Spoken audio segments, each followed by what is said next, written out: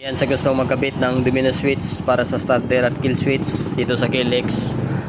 So, ang wiring diagram nito, ito yung para sa starter niya. Yung orange wire at black na may lining na white. Yan, ito yung para sa starter. Yan, yung kulay yellow, starter. Pagkatapos itong yellow na may lining na black, blue at solid black, ito yung kill switch. Yan, kill switch. So, depende sa inyo kung yung sa open niya at close, depende sa inyo kung saan yung lagay na wire.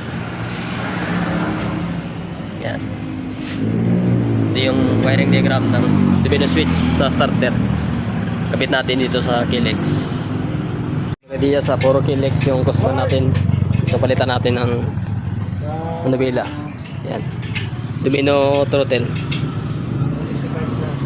So wirings din at itong isa.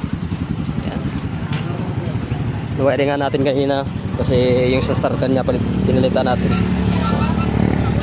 Oh. Oh. Okay nito ang KLX na to. Wiring nga natin. Yan. So bali pag on dito, ilaw na yung sa kanyang sa minute driving light. Ayan.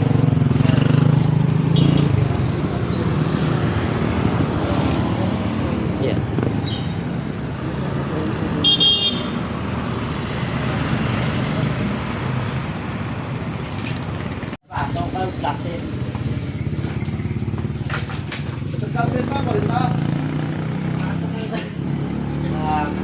balita.